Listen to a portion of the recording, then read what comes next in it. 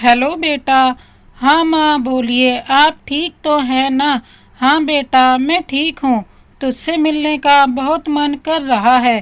तू भी मुझसे मिलने गांव नहीं आ पाता। मालती जी अपने बेटे राजीव से कह रही थी। माँ मैं तो नहीं आ सकता, लेकिन आपको मैंने कितनी बार कहा है कि गांव छोड़कर हमारे यहीं पर आकर रहिए, लेकिन आप गांव छोड़कर यहाँ रहना ही नहीं चाहती हैं। आपके दोनों पोते भी आपको बहुत याद करते हैं। अपनी दादी के होते हुए भी दादी के प्यार से वंचित है। मालती जी बोली, ठीक है बेटा, तुम मेरा टिकट करा देना, मैं ट्रेन में बैठकर तुम्हारे यहाँ आ जाऊंगी। राजीव ने बोला, मैं तुम्हारा कल का टिकट करा देता हूँ, तुम अपना सामान बांध लेना। राजीव अपने काम की वजह से गांव में नहीं रहता था, वह दिल्ली में एक फ्लैट में रहता था। राजीव ने अपनी माँ का टिकट करा दिया। मालती जी ने कुछ सामान और अपने पति की फोटो साथ में रख ली और अगले दिन ट्रेन में बैठकर अपने बेटे राजीव के घर पहुंच गई। उनकी बहू मीना को अपनी सास का यहाँ आना बिल्कुल भी पसंद नहीं था, लेकिन अपने पति से कुछ बोल नहीं सकती थी। मालती जी को देखते ही दोनों पोते रोहन और सोहन उनके गले लग गए। तभी मीना ने अपने दोनों बच्चों को उनकी दादी से अलग करते हुए कहा, अरे बेटा दूर रहो इनसे, वरना इन्फेक्शन हो जाएगा। बुढ़ापे में ना जाने कितने रोग लगे रहते हैं। और अपने दोनों बेटों का हाथ पकड़कर अपने कमरे में चली गई। तभी राजीव वहां आया और अपनी माँ को देखकर बहुत खुश हुआ।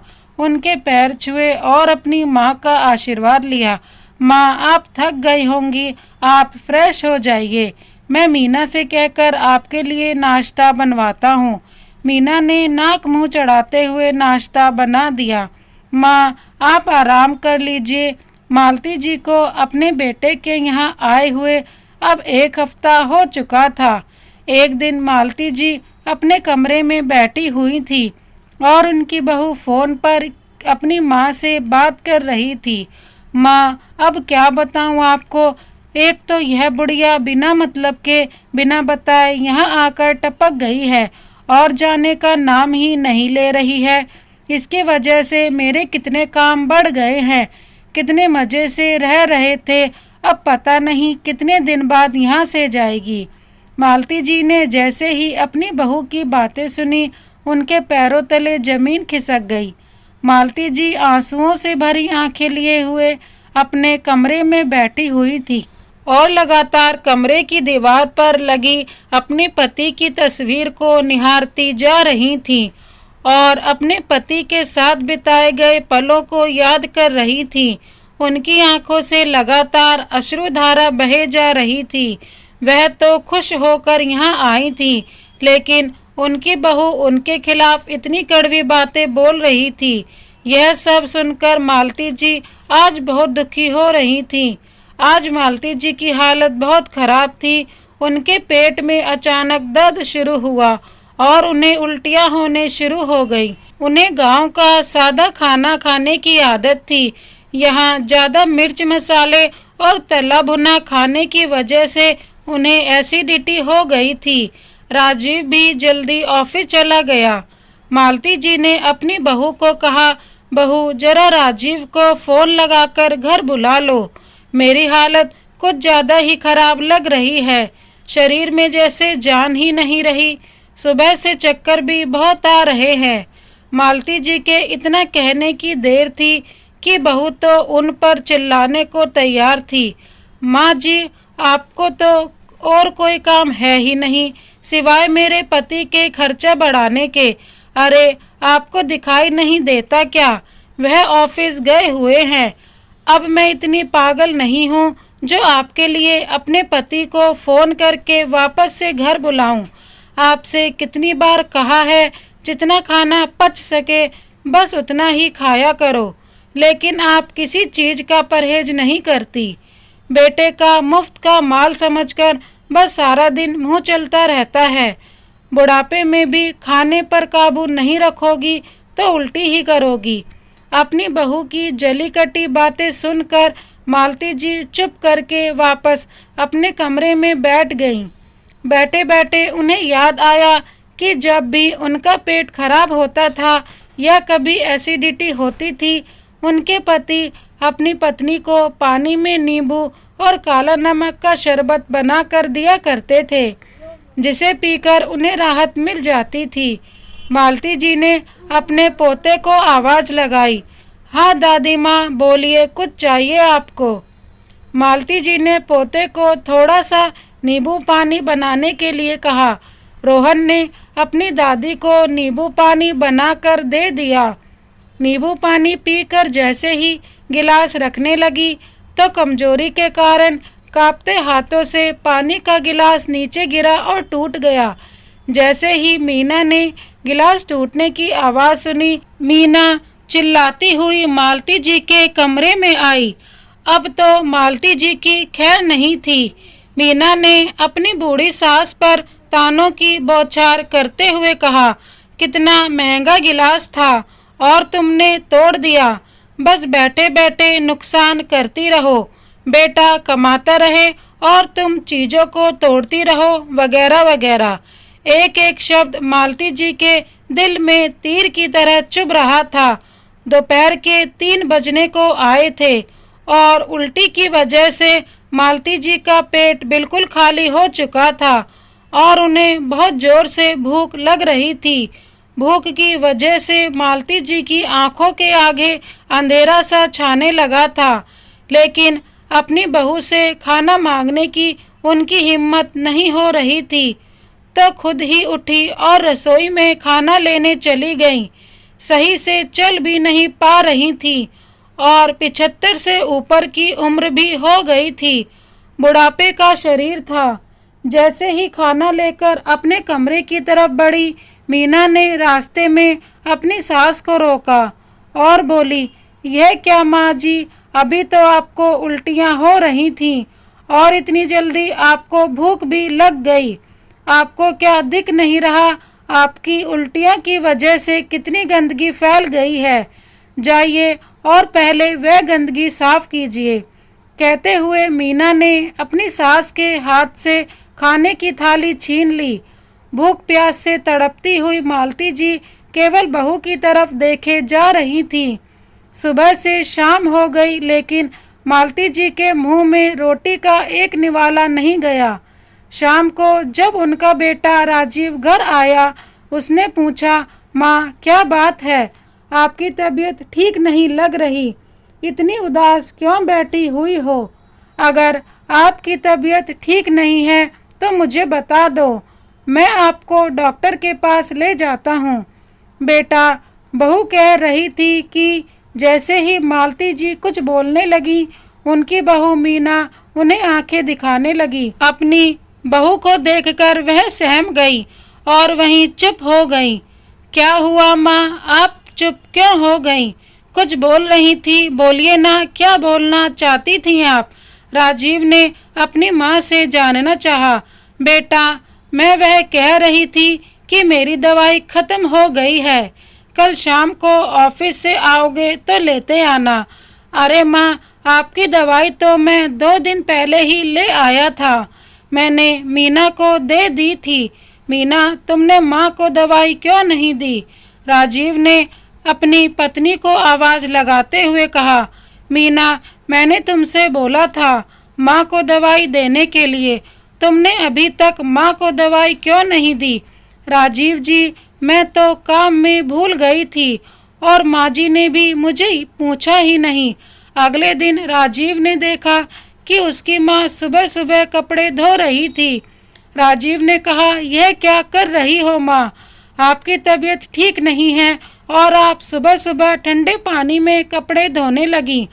चलिए अपने कमरे में जाइए और आराम कीजिए। अरे बेटा, दिल बहलाने के लिए थोड़ा सा काम कर लेती हूँ, मैं अपनी खुशी से कर रही हूँ। यह सुनकर राजीव तैयार होकर ऑफिस के लिए निकल गया। मीना अपनी सास पर चिल्लाते हुए बोली, अच्छा तो दवाइयाँ ना मिलने पर आप मेरी उनसे शिकायत कर रही थी, उनके सामने ही सुबह सुबह कपड़े धोना शुरू हो गई। थोड़ी देर के लिए रुक नहीं सकती थी। बेटे को दिखाना जरूरी था कि मैं आपसे घर का काम करवाती हूँ। तो ठीक है, आज भी आपको खाना नहीं मिलेगा, रहिए पूरे दिन भूखी। जब पूरे दिन भूखी रहोगी तो अपने आप अकल ठिकाने लग जाएगी। खाना ना मिलने की बात सुनकर मालती जी अपनी बहू के आगे हाथ जोड़कर गिड़गिड़ाने लगी और बोली, बहू, बहुत दिन हो गए हैं मुझे खाना खाए हुए, भूख के मारे जान निकली जा रही है, खाने के लिए 2 रोटी तो दे दो। कहते हुए मालती जी की आंखों से आंसुओं की धारा बहने लगी। मीना ने थोड़ी सी दया दिखाते हुए अपनी सास को रात की पड़ी हुई 2 बासी रोटी पर थोड़ा सा अचार रख कर दे दिया और अपनी सास को घूरते हुए बोली, आज तो आपको रोटी दे रही हूँ, लेकिन आगे से आपने किसी से कोई भी शिकायत करने की कोशिश की तो अपना अंजाम सोच लीजिएगा। आगे से कभी बासी रोटी भी नसीब नहीं होगी, सोच लेना। इतना कहकर मीना तैयार होकर अपने किटी पार्टी में चली गई। 2 दिन से भूखी मालती जी बासी रोटी पर भी टूट पड़ी। उन्होंने रोटी खाई और पानी पीकर अपने कमरे में चली गईं और अपने पति की तस्वीर को देखने लगी। तस्वीर के सामने रोते हुए बोली, देख रहे हो आप राजीव के पिता, कैसा खाना बहू मुझे खाने को दे रही है, ऐसा तो कोई भिखारी को भी नहीं देता होगा। उनके पति को स्वर्ग सिधारे हुए 1 साल हो चुका था। पति ने किसी चीज की कमी नहीं होने दी और उन्हें सही तरह से 2 वक्त की रोटी भी नसीब नहीं हो रही थी। अगले दिन सुबह मालती जी अपने बेटे से बोली, अरे बेटा, देखना यह मेरा चश्मा टूट गया है, शाम को जब तुम ऑफिस से आओगे तो इसे ठीक करवा देना। माँ, आपका चश्मा तो पूरी तरह से टूटा हुआ है। यह कहते हुए राजीव ने मीना को आवाज लगाई और कहा, आज माँ को ले जाकर उनकी आंखें भी टेस्ट करवा देना और उनका चश्मा भी बनवा लाना। मीना ने राजीव के सामने आज्ञाकारी बीवी बनने का नाटक करते हुए कहा। हाँ, मैं गर्दन तो हिला दी, लेकिन राजीव के जाते ही ज्वालामुखी की तरह फट पड़ी। माँ, आपको चैन नहीं आता क्या? रोज कोई ना कोई नया खर्चा लेकर बैठ जाती हो। बहू, मुझे आंखों से कुछ नजर नहीं आ रहा था, इसलिए मैंने राजीव से कह दिया। वैसे तो तुम भी जानती हो कि मैं कोई फालतू का खर्चा नहीं करती हूँ। अपनी बहू से मालती जी डरते हुए बोली। तभी मीना बोलती है, सारा दिन तो घर में पड़ी रहती हो, कौन सा तुमको कचहरी करनी है? मुफ्त की रोटियां तोड़ने को मिल रही हैं।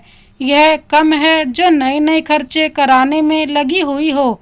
एक बात ध्यान से सुन लो, अगर 2 वक्त की रोटी खानी है तो चुपचाप अपने कमरे में पड़ी रहो। मैं तो परेशान हो गई हूँ। आपकी वजह से मेरे दोनों बेटे भी बिगड़ते जा रहे हैं। पता नहीं पूरे दिन उन्हें क्या उल्टी सीधी पट्टी पढ़ाती रहती हैं। अगर रोज रोज यह चलता रहा तो देख लेना, एक दिन तुम्हें वृद्धाश्रम भेज दूंगी, फिर मुझे मत कहना।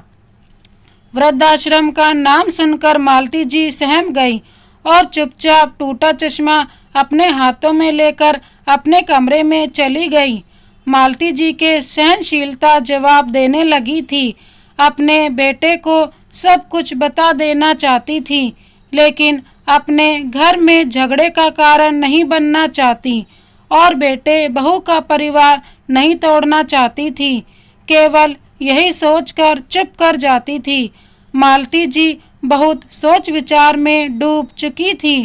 क्या करूं, किससे कहूं? इन सब बातों का जवाब नहीं ढूंढ पा रही थी। वह जानती थी कि अगर उन्होंने बेटे को सारी बात बताई तो वह बहू को नहीं छोड़ेगा। एक दिन राजीव अपने ऑफिस चला गया और दोनों पोते अपने स्कूल चले गए और मीना भी तैयार होकर रसोई में ताला लगाकर अपने किटी पार्टी के लिए निकल गई। बहुत सोच विचार करके मालती जी बिना किसी को बताए घर से चली गईं। उनकी आंखें आंसुओं से भरी हुई थीं। बहू के द्वारा कहा गया एक एक शब्द उनके कानों में गूंज रहा था। मीना जब अपनी किटी पार्टी से वापस आई तो देखा मालती जी घर पर नहीं थी। मीना का बड़बड़ाना शुरू हो गया। अब यह बुढ़िया कहाँ मर गई? घर का एक भी काम नहीं किया।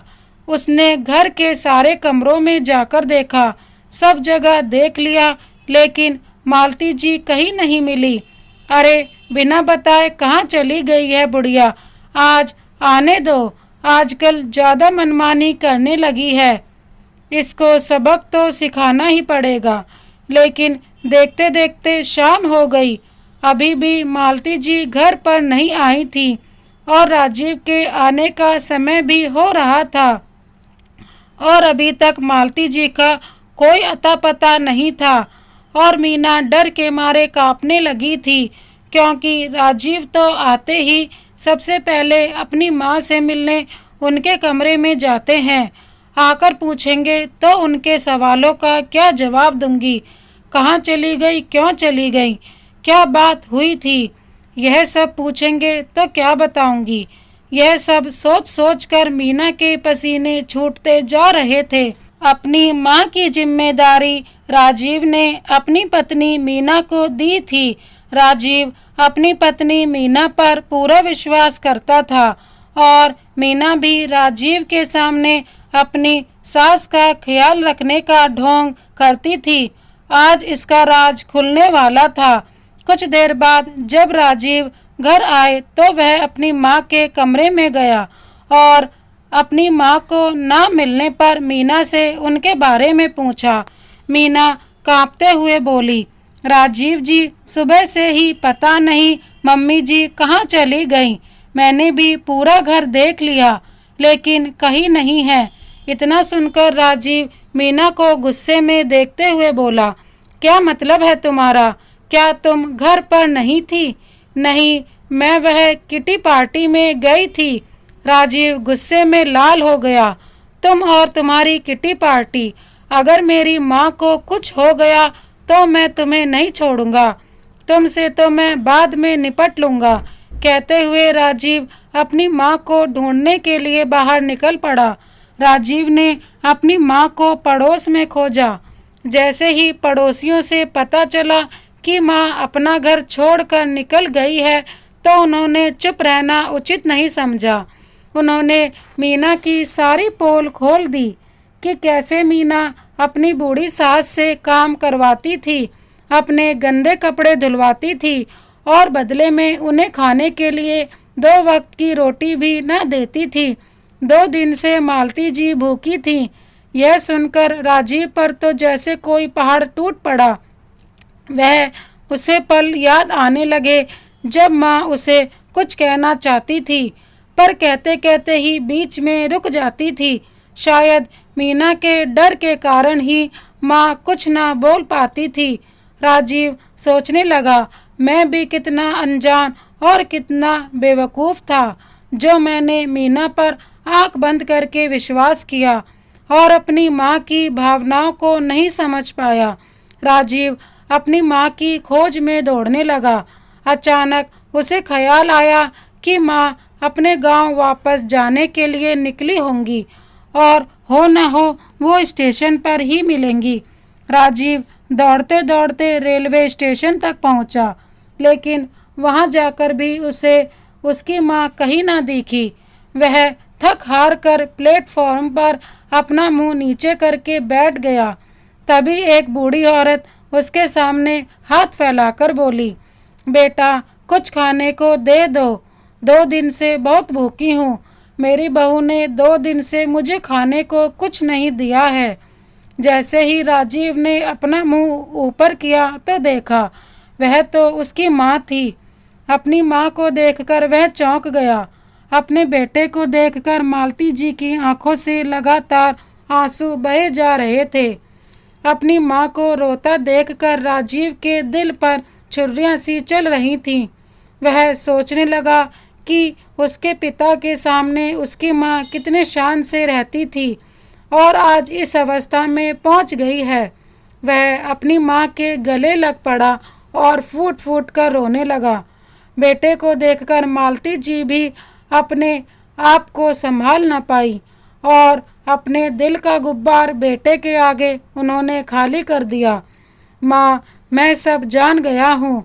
मीना ने आपके साथ कैसा व्यवहार किया, आप पर कितना अत्याचार किया, लेकिन आज तक आप चुप क्यों थी, यह भी मैं जान गया हूँ।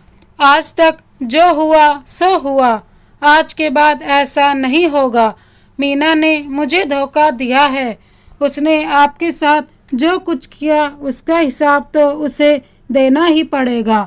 अब आप मेरे साथ घर चलिए। राजीव अपनी माँ का हाथ पकड़कर घर की तरफ लेकर जाने लगा तो मालती जी ने घर जाने से मना कर दिया। नहीं बेटा, मैं तुम्हारे और बहू के बीच झगड़े का कारण नहीं बनना चाहती। मैं चाहती हूँ कि तुम दोनों सुखी रहो। मेरा आशीर्वाद सदा तुम्हारे साथ है, पर मैं घर वापस नहीं जाऊंगी। राजीव किसी तरह अपनी माँ को मनाकर घर वापस लेकर आया। घर आते ही मीना को देखकर राजीव का खून खौल गया। राजीव ने मीना से कोई सवाल नहीं किया, ना ही उसे कुछ बोलने का मौका दिया। आते ही उसके मुंह पर 4 थप्पड़ जड़ दिए। आज का नज़ारा उसके पड़ोसी भी देख रहे थे, पर किसी ने आकर राजीव को नहीं रोका। राजीव का गुस्सा देखकर मीना के होश ही उड़ गए थे। उसका चेहरा गुस्से में लाल हो गया था। आज मीना को छोड़ने नहीं वाला था, यह तो साफ साफ नजर आ रहा था। मैंने तो तुझ पर विश्वास किया था, अपनी माँ को तेरे हवाले छोड़ा था और तूने मेरे विश्वास का गलत फ़ायदा उठाया। मैं तो सोचता था कि मेरी माँ घर पर रहकर बहुत खुश है, लेकिन नहीं, तुमने तो उसका जीना बदतर कर दिया था और मेरे सामने उनका ख्याल रखने का ढोंग करती थी। जितना दुख तुमने मेरी माँ को दिया है, उसे तो मैं ब्याज समेत तुझे वापस करूँगा। अभी इसी वक्त मेरे घर से बाहर निकल जाओ। राजीव ने मीना के मायके में भी फ़ोन लगाया और उसकी माँ को बोला कि आज से मैं आपकी बेटी से सारे रिश्ते तोड़ता हूँ। अभी की अभी आइए और अपनी बेटी को यहाँ से ले जाइए। इस जैसी औरतों के लिए मेरे घर और मेरी ज़िंदगी में कोई जगह नहीं है। रही बात मेरे दोनों बेटों की, तो वह मेरे साथ रहेंगे। तलाक का नोटिस मैं आपके घर पहुंचा दूंगा। राजीव ने जो किया वह देखकर मीना हक्की बक्की रह गई थी। मालती जी बोली, बेटा गुस्सा शांत कर और मेरी बात ध्यान से सुन। तुम्हें मेरी वजह से अपनी पत्नी से रिश्ता नहीं तोड़ना चाहिए। अब तुम पति पत्नी ही नहीं, माँ बाप भी हो। तुम्हारे दोनों बेटों पर क्या गुजरेगी? मेरा क्या है, मैं तो कहीं भी रह लूँगी। नहीं माँ, यह घर मुझसे पहले आपका है। आप इस घर की मालकिन हो और आपसे कोई यह घर नहीं छीन सकता। अगर कोई घर छोड़कर जाएगा तो वह सिर्फ मीना होगी। मुझे अपनी माँ की ज़रूरत है, लेकिन उसे अपनी सास की ज़रूरत नहीं है। वह घर छोड़कर जा सकती है। यह कहकर राजीव ने मीना के कपड़े एक बैग में रखने शुरू कर दिए। मीना जोर जोर से रोते हुए अपनी सास के पैरों में गिर पड़ी और माफ़ी मांगने लगी। माँ जी, मुझे बहुत शर्म आ रही है। मैंने आपके साथ बहुत बुरा व्यवहार किया। यह भी नहीं सोचा कि बाबूजी के जाने के बाद आप कितना अकेला महसूस करती होंगी। आज मैं अपने किए पर बहुत शर्मिंदा हूँ। आज मीना ने जो अपनी सास पर बुरे कर्म अत्याचार किए थे, उसकी माफ़ी मांग रही थी, जिनके साथ वह नौकरों की तरह व्यवहार करती थी। मालती जी बहू से बोली, बहू, राजीव मेरा इकलौता बेटा है और मैं उसके जीवन में कभी दुख नहीं देखना चाहती, लेकिन मैं अपने बेटे का घर टूटते हुए भी नहीं देख सकती हूँ, इसलिए मैंने तुझे माफ़ कर दिया है। तभी राजीव बोला, देख निर्लज, मेरी माँ का दिल कितना बड़ा है। तूने इन पर कितने जुल्म ढाए, फिर भी इन्होंने तुझे माफ़ कर दिया। उस दिन से बहू के व्यवहार में जमीन आसमान का परिवर्तन आ गया। मीना अपनी सास के कमरे में आई और बोली, माँ जी आपकी चाय। और चाय रखकर मीना ने अपनी सास के पैर छुए और आशीर्वाद लिया। मालती जी अपनी पति के तस्वीर के सामने सुकून से बैठी हुई थी और खूब सेवा करवा रही थी। आज उनकी सारी चिंताएं दूर हो गई थीं। अपने पति की मृत्यु के बाद आज पहली बार ऐसा हुआ कि वह सुकून की सांस ले पा रही थी और यही दुआ कर रही थी कि भगवान हर माता पिता को राजीव जैसा बेटा दे। माता पिता अपने बच्चों को शहजादों की तरह रखते हैं, उनके हर सुख सुविधा प्रदान करने की कोशिश करते हैं, तो क्या बच्चों का फर्ज नहीं बनता कि वह भी अपने माता पिता को बादशाहों की तरह रखें। उम्मीद करती हूँ यह कहानी आपको पसंद आई होगी। इसी तरह की कहानी देखने के लिए हमारे चैनल को सब्सक्राइब कर बेल आइकन को प्रेस कर दीजिए। Thank you so much. Vande Mataram.